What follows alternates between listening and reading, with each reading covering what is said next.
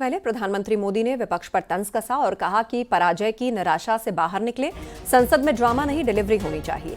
कुछ दल तो पराजय पचा नहीं पाए और अब तक बयानबाजी कर रहे हैं। संसद में नारे नहीं, नीति पर बल दें।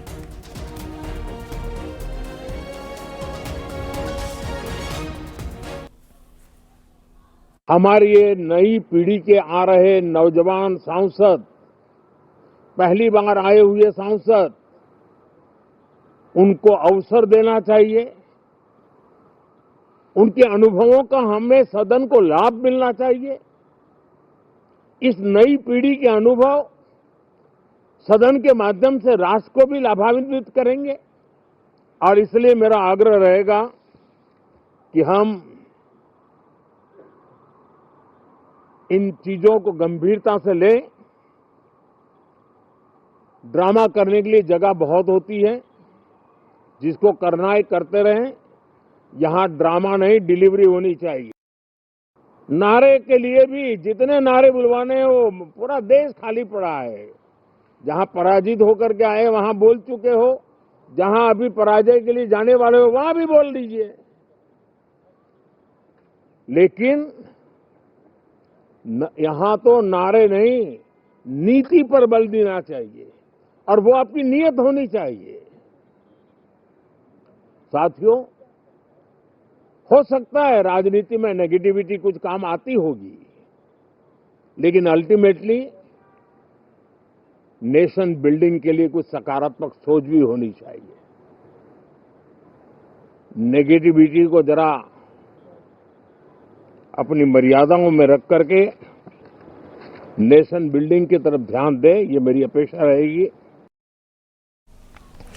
पीएम मोदी के संसद में ड्रामा नहीं डिलीवरी चाहिए वाले बयान पर विपक्ष का रिएक्शन भी सामने आया। एसपी अध्यक्ष अखिलेश यादव ने कहा कि ड्रामा कौन कर रहा है सब जानते हैं। बीएलओ की जान जाना ड्रामा नहीं है। वहीं कांग्रेस सांसद प्रियंका गांधी ने कहा कि एसआईआर और प्रदूषण पर चर्चा ड्रामा नहीं है। मुद्दे उठाना ड्रामा नहीं होता। ड्रामा तो आप भी जानते हो कौन करता है। ये मुस्कुराहट बता रही है कि ड्रामा कौन करता है। ड्रामा, डेमोक्रेसी, केवल इसलिए ड्रामा शब्द का इस्तेमाल करना क्योंकि डी से डेमोक्रेसी है। हम ये चाहते हैं कि सिंसियरिटी से काम हो एसआईआर पे और कोई भी मतदाता छूटे नहीं। जो ये जान जा रही है, ये भी ड्रामा है क्या? हमारे साथियों ये बताइए, जो बीएलओ ये जान चली गई जिनकी, तो ये क्या ड्रामा था? Issues like what you said, pollution, other issues, SIR, which are it is a huge issue for democracy. What is going on, whether it's the election situation or the SIR, these are huge issues. Let's discuss them. What is Parliament for? Let's discuss them. Let them have a discussion. It's not drama. Speaking about issues, raising issues is not drama. Drama is not allowing discussion. Drama is not having a democratic discussion about issues that matter to the public.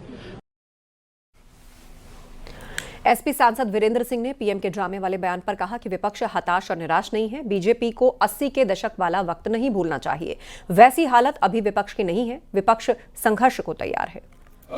शायद नरेंद्र मोदी जी जो हमारे देश के प्रधानमंत्री हैं, वो भूल चुके हैं कि भारतीय जनता पार्टी की स्थिति 80 के पैसे पहले क्या थी। 80 के दशक के पहले जो संख्या थी उनकी, अभी विपक्ष की संख्या उससे कम नहीं है। इसलिए हताशा की बात न करें। ये देश हमेशा उतार चढ़ाव के बीच संघर्ष करता रहा है और विपक्ष भी संघर्ष करेगा। इनकी जो मंशा है, जो संविधान को बदलने की, उस मंशा को कामयाब नहीं होने दिया जाएगा। एसपी अध्यक्ष अखिलेश यादव ने एसआईआर को लेकर सरकार पर निशाना साधा और कहा कि वोट काटने के लिए एसआईआर है, वोट बढ़ाने के लिए एसआईआर नहीं है। इलेक्शन कमीशन बीजेपी के दबाव में काम कर रहा है। इन्होंने बूथ वाइज आइडेंटिफाई किया है। 2024 में जो बूथ उत्तर प्रदेश में भारतीय जनता पार्टी हारी है, उन बूथों पर विशेष निगरानी, विशेष एसआईआर, वोट काटने के लिए एसआईआर, ये वोट बढ़ाने के लिए एसआईआर नहीं है। ये जो रिवीजन चल रहा है, ये लोकतंत्र को मजबूत करे, वोट मिले। इलेक्शन कमीशन का काम क्या है? इलेक्शन कमीशन का काम ये है कि ज़्यादा से ज़्यादा वोट बने, लेकिन इधर भारतीय जनता पार्टी के दबाव में ये कोशिश हो रही है कि ज़्यादा से ज़्यादा वोट कटे। ये एसआईआर का काम नहीं हो सकता है और बहुत संवेदनशील है, बहुत सावधानी के तहत ये काम करना है। कांग्रेस सांसद इमरान मसूद ने सरकार पर निशाना साधा और कहा कि सरकार सदन नहीं चलने दे रही, सरकार हमारा नोटिस नहीं ले रही। बिहार चुनाव लूटा हुआ चुनाव है। अभी हमारे साथ कांग्रेस सांसद इमरान मसूद साहब हैं। सर, सत्र की शुरुआत हुई है, आप लोग सत्र चलने देंगे या नहीं चलने देंगे? सत्र तो सरकार को चलाना है, हमें थोड़ी ना चलाना, हम तो चला ही रहे हैं। सत्र तो सरकार को चलाना है। लेकिन हंगामा तो आप लोग कर रहे हैं। नहीं, हंगामा एक बात, हम इनके कहे पर चलेंगे क्या? नहीं, लेकिन एसआईआर का मसला है, सरकार कह रही है, बहुत सारी चीजें कह रही है, बिहार चुनाव के परिणाम सामने है, उसके बावजूद भी आप लोग समझ नहीं रहे। बिहार चुनाव तो लूटा हुआ चुनाव है। बिहार चुनाव के बारे में क्या बात है? लूटा हुआ चुनाव है, इसीलिए तो हम चाहते हैं कि बदला जाना चाहिए सब कुछ। प्रधानमंत्री कह रहे हैं कि ड्रामा नहीं, डिलीवरी चाहिए। आपने कौन सी डिलीवरी दी? बम फोड़ गया दिल्ली के अंदर, ये डिलीवरी है आपकी? है आपने सांस लेना दूभर हो गया दिल्ली के अंदर, ये डिलीवरी है आपकी? नौजवान परेशान है नौकरी के लिए, ये डिलीवरी है आपकी? किसान को फसल का दाम नहीं दिया आपने, फर्जी वादे कर लिए, ये डिलीवरी आपकी क्या? तो आप तो बहुत सारे मुद्दे गिना रहे हैं संसद में, उस पर चर्चा कराइए। तो बात करें ना, एक मुद्दे पे नहीं करते ना, ये अपनी मर्जी से चलाना चाहते हैं। आप बताइए मुझे, पश्चिम उत्तर प्रदेश में बेंच की सबसे ज्यादा डिमांड है, बेंच के ऊपर मैंने नोटिस दिया, लेने को तैयार नहीं है। लेकिन आप लोग चलने देंगे तब तो सदन। अरे तो आप नोटिस तो लो, हमारा प्रक्रिया तो है ना, हमने नोटिस दिया, आप हमारा नोटिस क्यों रिजेक्ट कर रहे हो बार बार? धन्यवाद। Anoop Gupta, news 18 network, Delhi. SIR पर जारी घमासान के बीच बीजेपी सांसद रवि किशन का बयान सामने आया। उन्होंने कहा कि बेहद संवेदनशील मुद्दा है, विपक्ष को समझना चाहिए। अगर समझ में नहीं आ रहा तो विपक्ष को पीएम मोदी से आधे घंटे की क्लास ले लेना चाहिए। जबकि एसपी सांसद अवधेश प्रसाद ने एसआईआर को लेकर सरकार पर निशाना साधा। के लिए संवेदनशील इशू है, इसमें सभी विपक्ष को सपोर्ट करना चाहिए और अगर नहीं समझ में आ रहा है तो आधे घंटे की क्लास प्रधानमंत्री जी के साथ कृपया लीजिए। हम सब ने लिया, मंगलवार को लगती है, हम लोगों का जीवन बदला है। इन सब का जो और एक्सेप्ट करो, हार को एक्सेप्ट करो, हार पे फ्रस्ट्रेटेड ना हो, हार का गुस्सा इस देश की पंचायत पर आके यहाँ मत निकालो। चिंतन करने के बजाय यहाँ पर आप सदन बंद कर रहे हैं। देखिए फिर बंद कर दिया कि कई करोड़ रुपए खर्च होते हैं, कई करोड़ रुपए एक दिन में, कई। एसआईआर चल रहा है, लोगों को वोट काटे जा रहे हैं, लोकतंत्र पे हमला हो रहा है, बाबा साहब भीमराव अम्बेडकर ने वोट का अधिकार दिया और हमला रहा। तो ये तमाम चीज़ें तात्कालिक हैं, जनता से जुड़ी हुई हैं। इस पर चर्चा हो तो इसके लिए प्रधानमंत्री और को मैं बधाई देता हूँ, लेकिन इस पर चर्चा होनी चाहिए। एसआईआर पर जारी सियासत के बीच चुनाव आयोग ने फॉर्म भरने की समय सीमा बढ़ा दी। पहले 4 दिसंबर इसकी आखिरी तारीख थी, जिसे अब 11 दिसंबर कर दिया गया है। इसकी मांग विपक्ष लगातार कर रहा है। इसी बीच एसआईआर पर राजनीति तेज हो गई है। बीजेपी जहां विपक्ष पर निशाना साध रही है, वहीं पल्लवी पटेल का साफ कहना है कि वो एसआईआर फॉर्म नहीं भरेंगी। ये रिपोर्ट देखिए।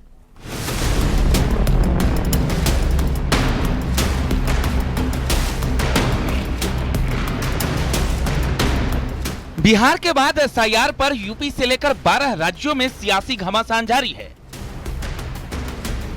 कई जगहों से एसआईआर में लगे कर्मचारियों की मौत की खबरों के बीच अब चुनाव आयोग ने एसआईआर की समय सीमा बढ़ा दी है।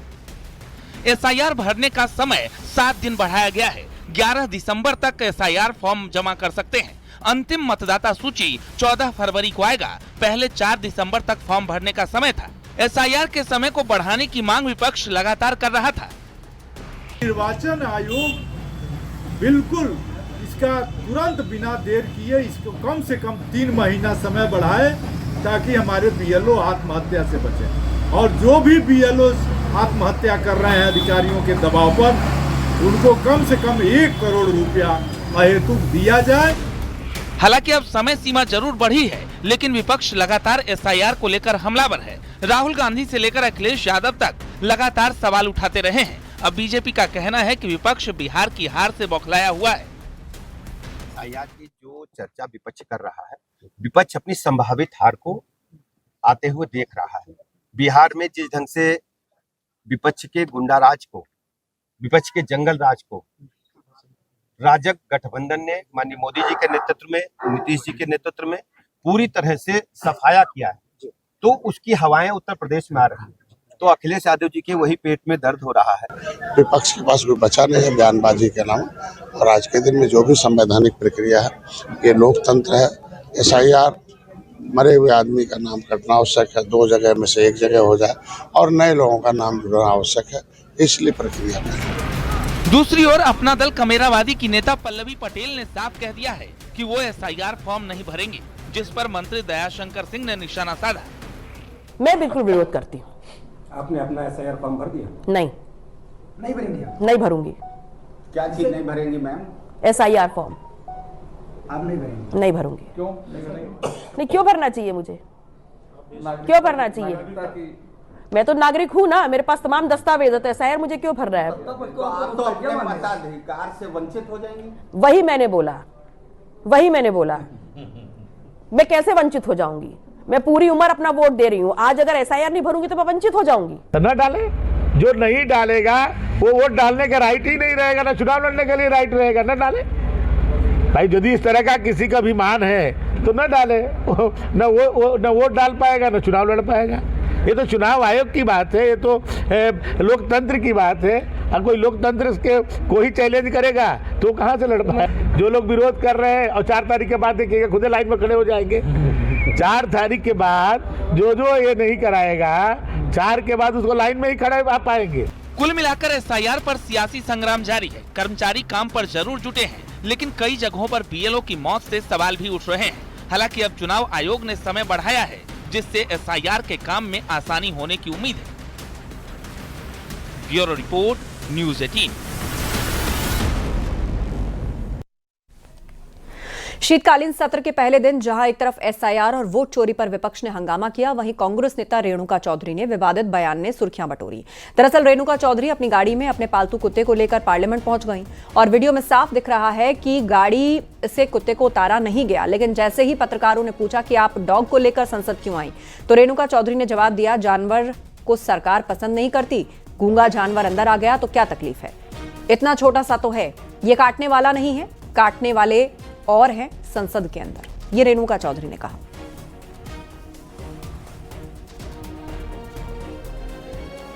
आप अपना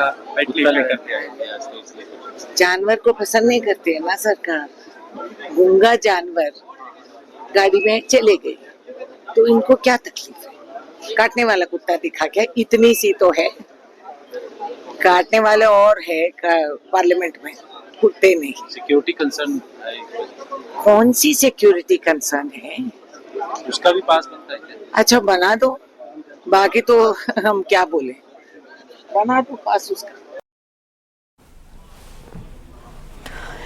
उनके इस बयान ने तुरंत राजनीतिक घमासान खड़ा कर दिया। बीजेपी सांसद जगदम्बिका पाल ने कहा कि संसद की गरिमा और नियमों का उल्लंघन हुआ है। उनका आरोप है कि एक सांसद होने के नाते रेणुका चौधरी को कुछ विशेषाधिकार मिले, लेकिन उनका दुरुपयोग नहीं किया जाता। रेणुका चौधरी अपना डॉग लेकर के आ गई थी, जब उनसे पूछा गया तो बोले डॉग तो पार्लियामेंट के अंदर। ठीक है, अगर वो सांसद है, उनको कुछ प्रिविलेज है तो उनको अमर्यादित आचरण नहीं करना चाहिए।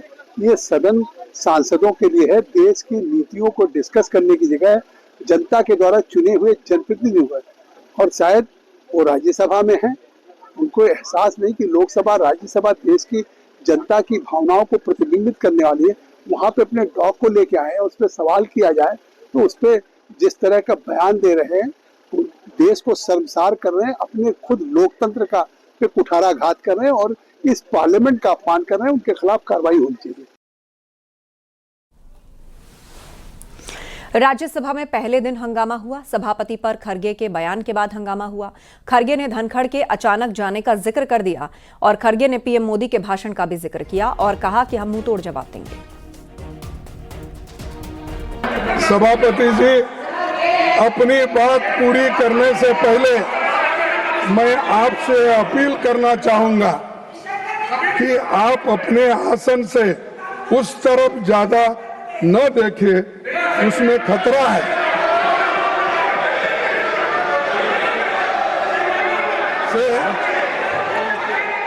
कि आप अपने आसन से उस तरफ ज्यादा न देखें, लेकिन उसमें आप इधर नहीं देखेंगे तो ये भी खतरा है। बैठिए भैया, आप उधर देखेंगे तो बैठिए, अगर इधर नहीं देखेंगे तो वो भी खतरा है। तो इसलिए दोनों तरफ आप संतुलन बना रखेंगे तो अच्छा होगा। I hope you will not mind that I am constrained to refer to your predecessor's completely unexpected and sudden exit from the office of the chairman Rajya Sabha, which is unprecedented in the annals of parliamentary history. Chairman Rajya Sabha, being custodian of the entire house, belongs as much to the opposition as to the government. Lucknow से खबर है, सरकार और संघ की होगी बैठक। BL संतोष बैठक में होंगे शामिल। आरएसएस सर कार्यवाह अरुण कुमार भी रहेंगे मौजूद। सीएम आवास पर शाम 6 बजे बैठक होगी। दोनों डिप्टी सीएम भी बैठक में मौजूद रहेंगे।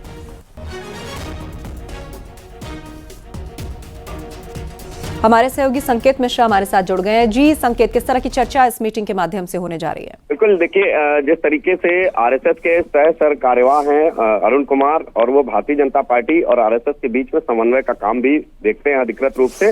वो आज लखनऊ दौरे पर हैं और इस समय मोहनलालगंज में एक आरएसएस की बैठक चल रही है। और इसके अलावा जो राष्ट्रीय महामंत्री संगठन भारतीय जनता पार्टी के बीएल संतोष, वो भी इस बैठक में मौजूद हैं। और ये जो आरएसएस की बैठक के बाद आज शाम 6 बजे मुख्यमंत्री आवास पर ये बैठक है। और इस बैठक में दोनों डिप्टी सीएम, मुख्यमंत्री योगी आदित्यनाथ समेत भारतीय जनता पार्टी के जो वरिष्ठ कार्यकर्ता हैं वो मौजूद रहेंगे। और इस बैठक में मंथन किया जाएगा जो आगामी 2027 विधानसभा चुनाव की रणनीति है, उसके रोड मैप पर, और किस तरीके से कील कांटों को दुरुस्त करना है, किस तरीके से आगामी रणनीति बनानी है, इन सब बिंदुओं पर चर्चा होगी। यही नहीं, भारतीय जनता पार्टी के प्रदेश के अध्यक्ष और इसके अलावा मंत्रिमंडल विस्तार की भी चर्चाएं लगातार हो रही थी, इस पर भी चर्चा हो सकती है इस बैठक में। और उत्तर प्रदेश के सियासी माहौल को लेकर चर्चा होगी और किस तरीके से 2027 के विधानसभा चुनाव में भारतीय जनता पार्टी और आरएसएस एक सदी हुई रणनीति से चुनावी तैयारियों में जुटेगी, उस पूरे रोड मैप पर आज की इस बैठक में चर्चा होगी। बहुत ही महत्वपूर्ण बैठक है। इसमें आरएसएस के सह कार्यवाह अरुण कुमार और राष्ट्रीय महामंत्री संगठन बीएल संतोष, मुख्यमंत्री योगी आदित्यनाथ, दोनों डिप्टी सीएम समेत भारतीय जनता पार्टी के वरिष्ठ पदाधिकारी मौजूद रहेंगे। जानकारी के लिए बहुत शुक्रिया, आप नजर बनाए रखिए। धान खरीद को लेकर सीएम योगी ने दिए निर्देश। हर अन्नदाता किसान का धान खरीदा जाए। क्रय केंद्रों की संख्या 5000 तक बढ़ाई जाएगी। सुविधा गांव और कस्बों तक पहुंचेगी। भुगतान में देरी बर्दाश्त नहीं की जाएगी। अब तक 9.2 लाख मीट्रिक टन धान की खरीद हुई है। उत्तर प्रदेश में धान किसानों को मुख्यमंत्री योगी आदित्यनाथ लगातार बड़ी राहतें दे रहे हैं। और यही नहीं, मुख्यमंत्री योगी आदित्यनाथ ने आज धान खरीद की समीक्षा बैठक की और अपने इसी सरकारी आवास में मुख्यमंत्री योगी आदित्यनाथ ने धान खरीद की समीक्षा बैठक की। और इस समीक्षा बैठक में मुख्यमंत्री योगी आदित्यनाथ ने सीधे तौर पर निर्देशित किया है अफसरों को कि किसी भी किसान को जो अपना धान लेकर क्रय केंद्र पर आता है उसे वापस नहीं किया जाए। ये सीधे तौर पर मुख्यमंत्री योगी आदित्यनाथ के निर्देश हैं। और 5000 धान क्रय केंद्र उत्तर प्रदेश में उनकी संख्या बढ़ाई जाए, ये मुख्यमंत्री योगी आदित्यनाथ ने निर्देश दिए हैं। धान क्रय केंद्रों पर किसानों को किसी भी तरह की दिक्कत नहीं होनी चाहिए, सीधे तौर पर मुख्यमंत्री योगी आदित्यनाथ के निर्देश हैं। मेरठ में गुरुद्वारा और खालसा स्कूल के पास मांस का टुकड़ा फेंककर माहौल बिगाड़ने की कोशिश की गई। इससे नाराज लोगों ने हंगामा किया।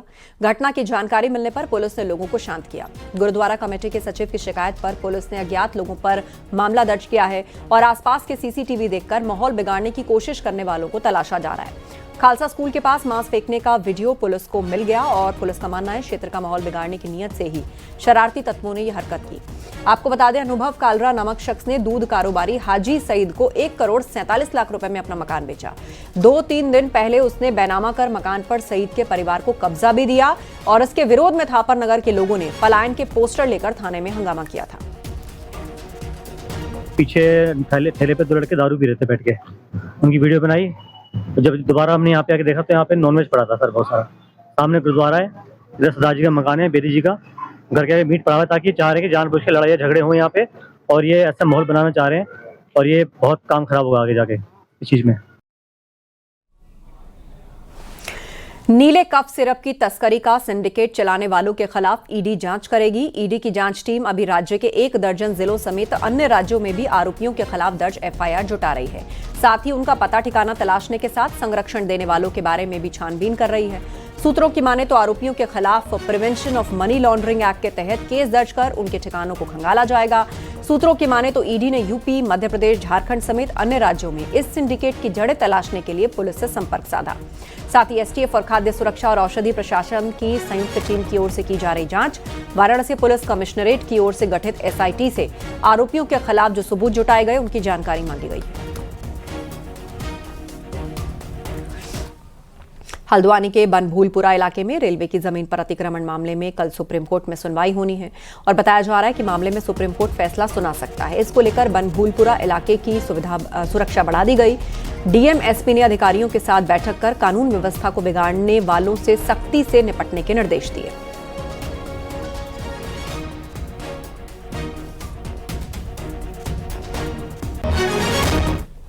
वहीं बनभूलपुरा के मामले में सीएम धामी का कहना है वहां सुरक्षा के पुख्ता इंतजाम है और कानून व्यवस्था बनाए रखने पर पूरा फोकस है। जो प्रकरण है काफ़ी लंबे समय से न्यायालय में चल रहा है और न्यायालय का फैसला आए राज्य सरकार की तरफ से, प्रशासन की तरफ से सभी तैयारियां पूरी हैं। सुरक्षा है, कानून व्यवस्था है, हर कीमत पर बनी रहे उसके लिए सारे इंतजाम किए गए हैं। क्योंकि रेलवे के विस्तार के लिए भी और एक बड़ा जंक्शन हमारा वहाँ से बनता है, पहाड़ और मैदान का एक सेतु भी है, वो एक केंद्र बिंदु है, इसलिए उस स्थान का विस्तार होना रेलवे सुविधाओं के लिए, अन्य सुविधाओं के लिए और सुरक्षा की दृष्टि से भी बहुत महत्वपूर्ण है।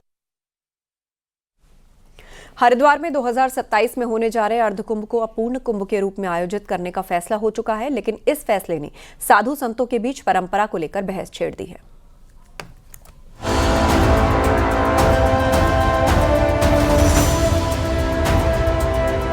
साल 2027 में हरिद्वार में अर्धकुंभ मेले का आयोजन होना है। मुख्यमंत्री पुष्कर सिंह धामी शुरू से ही इस अर्धकुंभ को पूर्ण कुंभ के रूप में आयोजित करने की बात कह रहे हैं। शुक्रवार को हरिद्वार में अखाड़ों के संतों के साथ हुई बैठक में कुंभ को भव्य ढंग से आयोजित करने की घोषणा भी की गई। यानी कुंभ में अमृत स्नान होंगे, शोभा यात्रा निकलेंगी। हालांकि संतों और महामंडलेश्वरों का एक धड़ा इसे परंपरा के खिलाफ बता रहा है। इसी बहस के बीच अखाड़ा परिषद की भूमिका पर भी सवाल उठ रहे हैं। इतनी जल्दी घोषणा की ही, वास्तव में शाही स्नान होता नहीं है अर्धकुंभ में। अर्धकुंभ में शाही स्नान की कोई परंपरा नहीं है और ऐसी स्थिति में भी आनंद फानंद में घोषणा करके मुख्यमंत्री चले गए। ये क्या होना चाहते? अपनी बॉडी को किस प्रकार से उसका आगे काम करना है, किस दिशा में करना है, उसके संदर्भ में बैठक के बाद लगता है हम लोगों को बैठना चाहिए, नई सिरे से बैठना चाहिए। लग रहा है 13 अखाड़े बैठकर इसके संदर्भ में निर्णय करेंगे। अर्धकुंभ के स्थान पर पूर्ण कुंभ आयोजित करने को लेकर संत दो गुटों में बंट गए हैं। हालांकि मौजूदा अखाड़ा परिषद के अध्यक्ष सब ठीक बता रहे हैं। उनका कहना है कि मुख्यमंत्री की मौजूदगी में कुंभ मेले को लेकर हर तरह की सहमति बन गई है। कुछ लोग बेवजह बयानबाजी कर रहे हैं जिसका कोई औचित्य नहीं है। जब मुख्यमंत्री जी आए हमारा आपस का डिस्प्यूट समाप्त हो गया। सबने कहा एक मत में कि अर्धकुंभ नहीं कुंभ होगा और कुंभ में भी नहीं महाकुंभ के तरह। ये आपका सोशल मीडिया है जो कहते हैं वो कहने दो, लेकिन हमें अपना काम करना है। बहुत सुंदर, दिव्य, भव्य और सुरक्षित कुंभ करना है।